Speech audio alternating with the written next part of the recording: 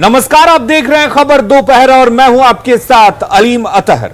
नमस्कार, news room से मैं हूं आपके साथ विभा उपाध्याय और इस वक्त बड़ी खबर पूर्वी चंपारण के चकिया से सामने आ रही है, जहां पर देखिए मामूली बात को लेकर दो पक्ष आपस में इस कदर उलझे कि फिर सभी के हाथों में आपको लाठी और डंडे नजर आएंगे। तस्वीरें हम आपको दिखाने जा रहे हैं। ये तस्वीर उस गांव की है जहां पर एक मामूली बात को लेकर दो पक्षों के लोग हाथ में जिसके जो लगा उठाकर एक दूसरे के ऊपर हमला कर देता है। लाठी डंडे एक दूसरे के ऊपर चलाए गए। महिला हो या फिर पुरुष, सभी के हाथों में आपको लाठी डंडे और बांस नजर आएगी। इस मारपीट में दोनों पक्षों से 4 लोग जख्मी हुए हैं। घटना चकिया थाना क्षेत्र के मंछी छपरा की है और बताया जा रहा है कि गांव में एक शादी समारोह के दौरान राकेश मलिक बांस से बने हुए सामान लेकर पहुंचा था। इसी दौरान गांव के अशोक मलिक की बांस के सामान भी वहां पर पहुंच जाते हैं और इसी बात को लेकर के विवाद शुरू हुआ और विवाद इस कदर बढ़ा कि लोग आपा होते हुए नजर आए, एक दूसरे के खून के प्यासे बन गए।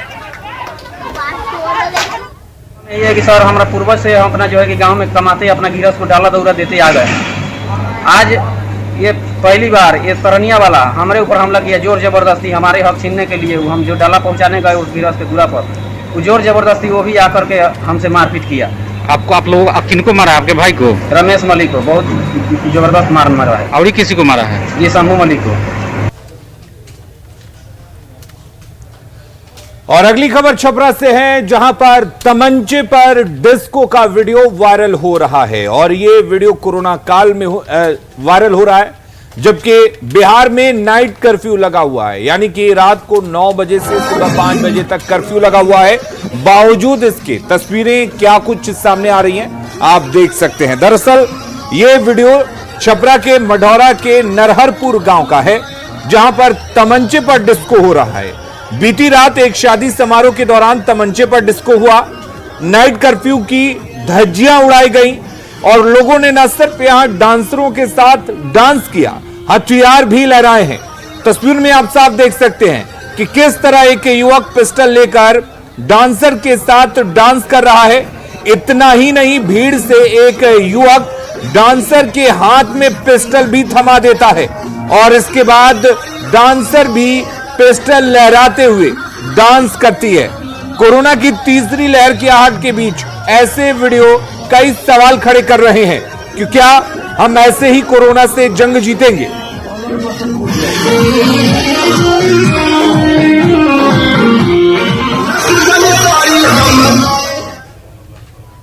तो ये तस्वीर सिर्फ एक जगह की नहीं है, बिहार के नवादा की तस्वीर भी इस जैसी ही नजर आती है, जहां पर नाइट कर्फ्यू बिहार में लागू है, लेकिन इसके बावजूद खुलेआम कैसे लोग कानून की धज्जियां उड़ा रहे हैं, इन तस्वीरों को देखकर साफ समझ में आता है। ये जो तस्वीर आपको हम दिखाने जा रहे हैं, ये तस्वीर इस वक्त वायरल है। शादी के बाद रिसेप्शन की तस्वीर बताई जा रही है, जहां पर नर्तकी के साथ मंच पर देखिए आपको नजर आ रही होंगे पंचायत के मुखिया भी और बार बालाओं के साथ जमकर ठुमके लगाए जा रहे हैं। किसी के चेहरे पर आपको मास्क नजर नहीं आएगी, जैसे मानो कोरोना अब खत्म हो चुका हो, गायब हो चुका हो। और बड़ी बेपरवाही से, बड़ी लापरवाही से लोग यहाँ पर नाइट कर्फ्यू की धज्जियां तो उड़ा ही रहे हैं, एक दूसरे की जान पर आफत भी ला रहे हैं, क्योंकि ये लापरवाही सभी पर भारी पड़ सकती है। सोशल डिस्टेंसिंग कहीं दूर दूर तक नजर नहीं आती है और एक बार फिर से न्यूज़ 18 ये अपील करता है कि इस वक्त कोरोना केसेस जरूर कम हुए हैं, लेकिन कोरोना कहीं गया नहीं है। आपकी एक छोटी सी लापरवाही आपको एक बार फिर से कोरोना के तीसरी लहर का शिकार बना सकती है। सावधानी बरतना अब भी बेहद जरूरी है।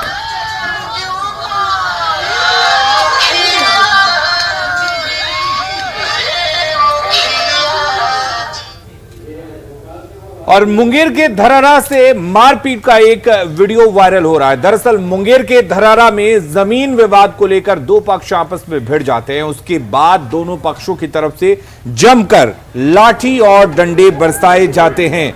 मामूली जमीन विवाद, उसके बाद किस तरह से यह विवाद हिंसक झड़प ले लेता है, यह तस्वीरों में आप देख सकते हैं। एक पक्ष के करीब आधा दर्जन लोगों ने दूसरे पक्ष के लोगों पर लाठी डंडे से हमला कर दिया। हमले में एक युवक के सिर पर वार किया गया है, जिसमें वो युवक गंभीर रूप से जख्मी हो गया। तस्वीरों में आप देख सकते हैं कि हमले के बाद वो शख्स किस तरह से गिरकर बेहोश पड़ा हुआ है। तस्वीरें आप देख सकते हैं और उसकी पत्नी उसके पास गिरकर रो रही है। हमले में घायल युवक को लोगों ने सामुदायिक स्वास्थ्य केंद्र धरारा में भर्ती कराया, जहां से उसे सदर अस्पताल मुंगेर भेज दिया गया।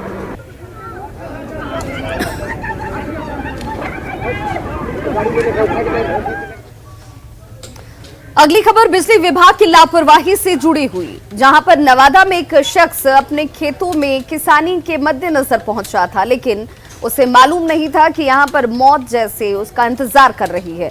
यह शख्स जैसे ही अपने खेत पर पहुंचता है, वहां पर बिजली के तार की चपेट में आने की वजह से उसकी घटनास्थल पर ही मौत हो जाती है। आक्रोशित लोगों ने बिजली विभाग के ऊपर आरोप लगाते हुए ये कहा है कि ये लापरवाही जानबूझकर बरती गई, क्योंकि इसकी शिकायत काफी वक्त से ग्रामीणों की तरफ से, किसानों की तरफ से की जा रही थी, लेकिन बिजली विभाग इसे लेकर लापरवाह बना रहा।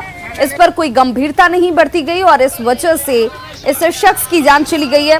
जिस शख्स की मौत हुई है उसका नाम दर्शन मिस्त्री बताया जा रहा है, जो खुले तार के संपर्क में आने की वजह से मौत का शिकार हो गया। घटना के बाद आक्रोशित परिजनों ने रजौली स्थित बिजली विभाग के कार्यालय में जमकर तोड़फोड़ की है। दो तस्वीरें आपके टीवी स्क्रीन पर, लोगों की आक्रोश की ये तस्वीरें जो इस मौत के बाद सवाल को खड़े करती हैं कि जानबूझकर बिजली विभाग की तरफ से लापरवाही बरती गई।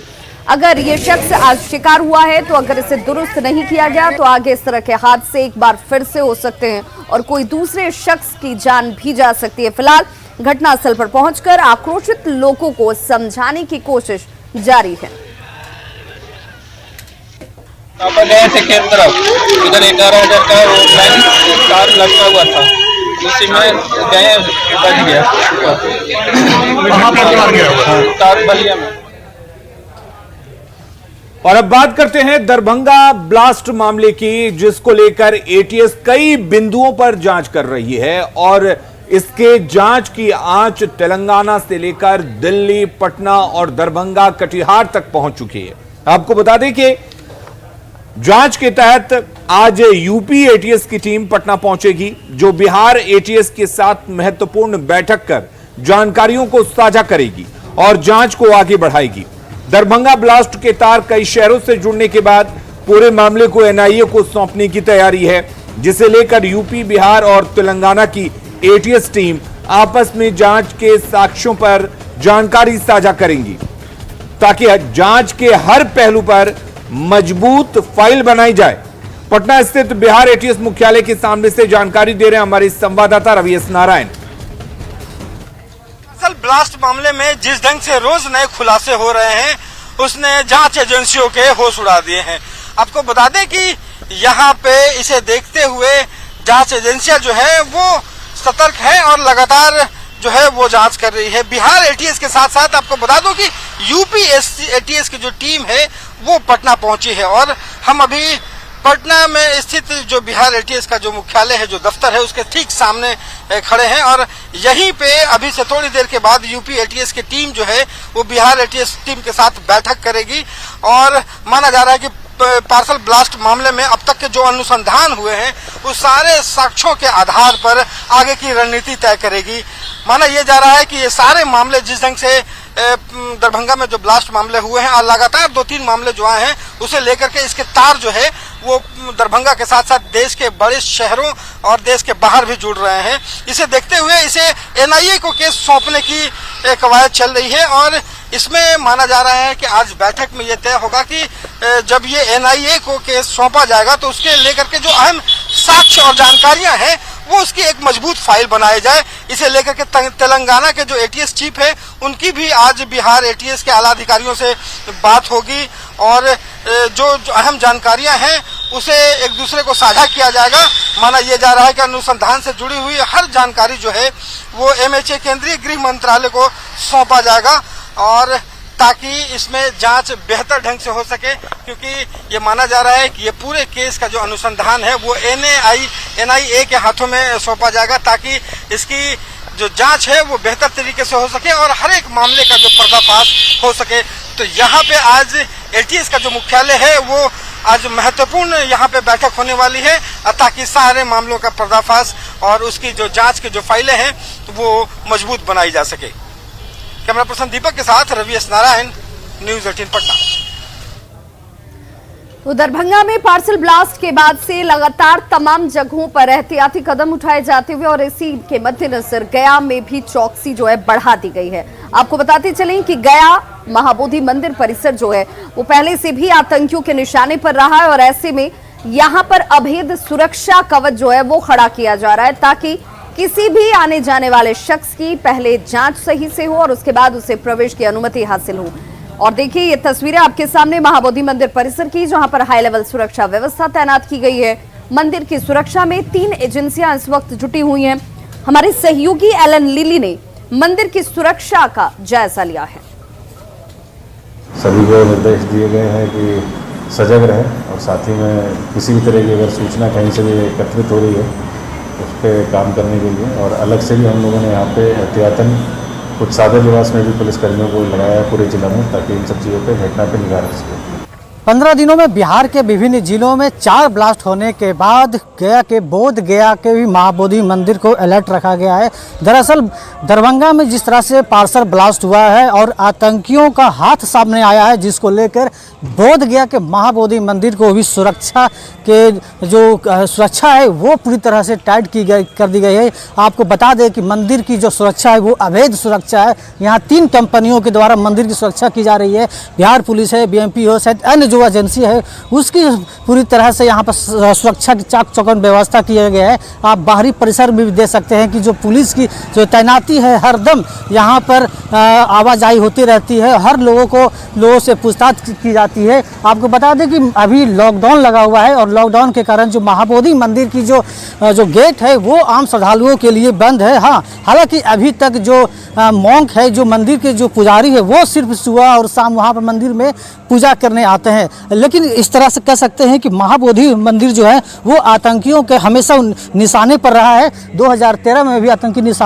हमले हुए थे जिसमें कई कर्मचारी जो हैं वो घायल हुए थे। उसके बाद भी जब दलाई लामा यहाँ पर थे तब आतंकियों के द्वारा यहाँ पर बम रखा गया था। हालांकि सुरक्षा एजेंसियों के द्वारा समय रहते बम जो था उसे निष्क्रिय कर दिया गया था। फिलहाल अभी जिस तरह से दरभंगा में जिस तरह से पार्सल ब्लास्ट हुए हैं और उसमें कई आतंकियों के भी हाथ होने के शक पर आया है, ISI बताया जा रहा है कि उनका हाथ है। इसी को देखते हुए महाबोधि मंदिर का भी सुरक्षा जो है वो पूरी तरह से टाइट कर दिया गया है। एलन लिली, न्यूज़ 18 गया। एक महिला जिसके जान को खतरा था और शायद यही वजह है कि उस महिला ने पटना पुलिस का दरवाजा खटखटाया। वहां पर उसकी मुलाकात एक डीएसपी से होती है और उस डीएसपी ने उसे मदद का भरोसा दिया, लेकिन उसी डीएसपी ने उस भरोसे को अपने हवस के तले रौंद डाला।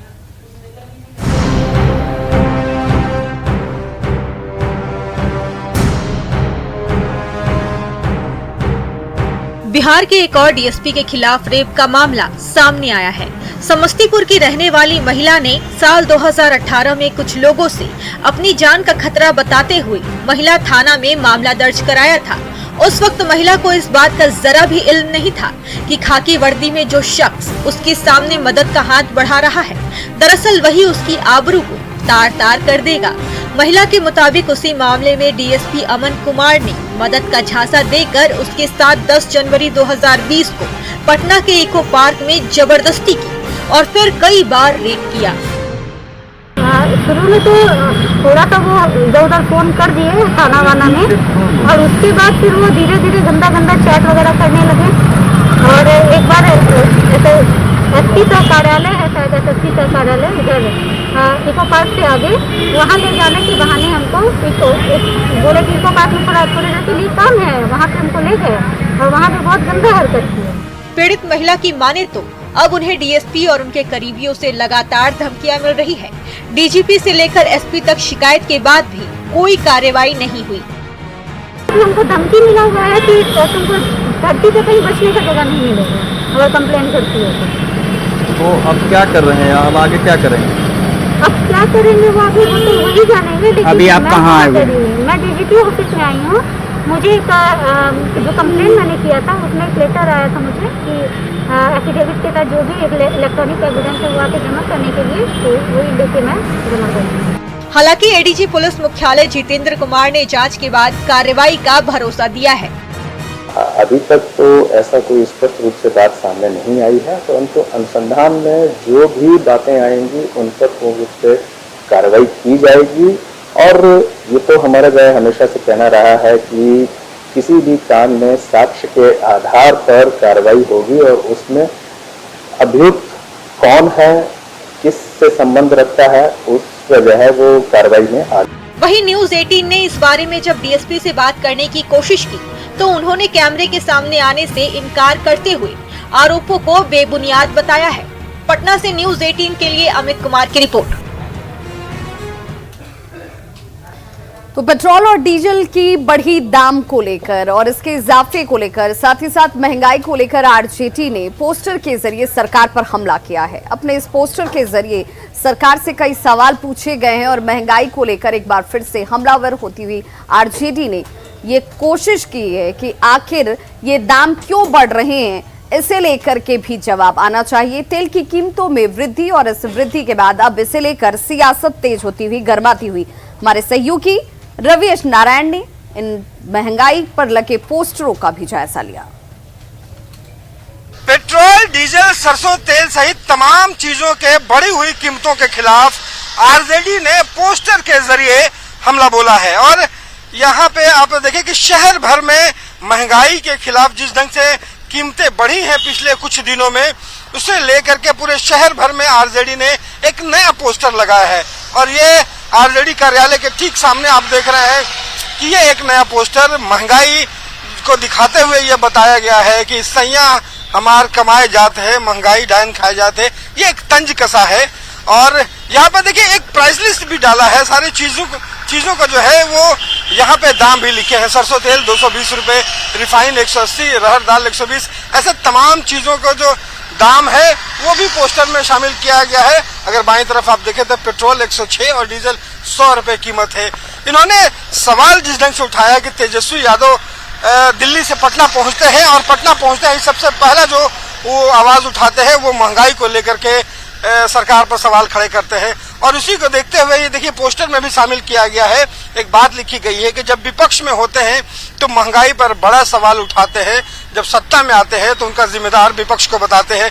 तो ये विपक्ष आरजेडी जो है वो सरकार पर सवाल खड़े कर रही है कि जिस ढंग से महंगाई की कीमतें बढ़ी है, जिस ढंग से महंगाई लगातार पिछले कई दिनों में बढ़ी है, उस महंगाई को लेकर के आवाज बुलंद की जाए और ये एक चर्चा का मुख्य विषय बने। इसे देखते हुए तमाम जो नेता है शहर भर में तमाम जगहों पे ये पोस्टर लगाया गया है ताकि महंगाई को एक मुख्य मुद्दा बनाया जा सके और सरकार पर हमला बोला जा सके। कैमरा पर्सन दीपक के साथ रविश नारायण, न्यूज 18 पटना। तो पेट्रोल और डीजल की बढ़ी कीमतों को लेकर विरोध शुरू हो गया है। मुजफ्फरपुर में भी कुछ ऐसी ही तस्वीर सामने आई जहां पर हक ए हिंदुस्तान संस्था ने अनोखे तौर पर इसका विरोध किया है। आपको बता दें कि इनका विरोध काफी अनोखा था। हमारे सहयोगी ने इसका जायजा लिया। मुजफ्फरपुर में पेट्रोल की कीमत 100 पार कर गई है और डीजल की कीमतें भी उसी अनुपात में बढ़ती जा रही हैं। तो विरोध भी शुरू हो गया है और यह अनोखा विरोध हम आपको दिखाते हैं मुजफ्फरपुर से। आप देखिए कि पेट्रोल को बोतल में भरकर यहाँ एक पिंजरे में कैद कर दिया गया है। बजाबता एक ताला लगाया गया है, ताले से इसको कैद कर दिया गया है और पेट्रोल की पूजा हो रही है। ये माला और ये अगरबत्ती, आप देखिए ये पेट्रोल की पूजा हो रही है। मसला क्या है हम जानेंगे इन्हीं से। क्या है ये, क्या कर रहे हैं ये? देखिए पेट्रोल के जो दाम है 100 के पार हो चुके हैं। आम आदमी के बस की बात नहीं है कि वो पेट्रोल खरीद सके। तो पेट्रोल अब गाड़ी में डालने के लिए नहीं, पेट्रोल अब सिर्फ उसको आप कैद कर सकते हैं, देख सकते हैं, आप इसको छू नहीं सकते, आप खरीद नहीं सकते क्योंकि इतनी महंगाई है। आम आदमी जो रोज़मर्रा की जिसकी कमाई इतनी कम है वो कहाँ से खरीद पाएगा इतनी महंगे पेट्रोल को। तो इसीलिए हम लोगों ने पेट्रोल को इस पिंजरे में बंद करके ताला लगा दिया कि क्या चाहते हैं ये, क्या चाहते हैं? देखिए ये एकदम सीधा सीधा स्पष्ट है कि सरकार इसके भाव कम करे, नहीं तो ऐसे ही पिंजरे में ये कैद है, ये बंद है, ताला लगा हुआ है और इसकी जो है ज़रूरत जो है अब सिर्फ देखने की है, न कि डालने की, क्योंकि डालने के लिए आम आदमी के पॉकेट में पैसे नहीं बचे हैं। पेट्रोल की कीमतें बढ़ी है, वो आम आदमी की औकात से बाहर हो गई है और इसीलिए पेट्रोल को पिंजरे में कैद कर दिया गया है। एक सांकेतिक विरोध है कि सरकार पेट्रोल डीजल के काम कम करे, वरना बड़े आंदोलन की तैयारी में यह संगठन सामने आ रहा है। सुधीर कुमार, न्यूज़ 18, मुजफ्फरपुर। और देखिए, कोरोना वायरस के खिलाफ जंग में लगातार नई नई पहल की जा रही है और अब इस कड़ी में ड्रोन का इस्तेमाल किया जा रहा है। जी हां, ड्रोन के जरिए ये कोशिश की जा रही है कि ये पता लगाया जा सके कि किन इलाकों में जो जरूरी सुविधाएं हैं, जो दवाइयां हैं, वो उपलब्ध नहीं हो पा रही हैं और वहां पर इस ड्रोन के जरिए उन सुविधाओं को जल्द से जल्द मुहैया कराया जा सके।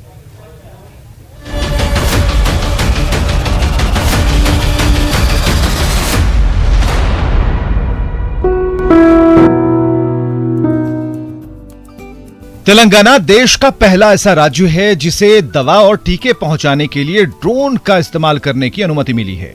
इस महत्वाकांक्षी परियोजना मेडिसिन फ्रॉम स्काई का उद्देश्य उन क्षेत्रों में टीकों की सप्लाई सुनिश्चित करने का है जहां सड़क मार्ग से पहुंचना मुश्किल है या वहां तक पहुंचने में वक्त ज्यादा लगने की आशंका है।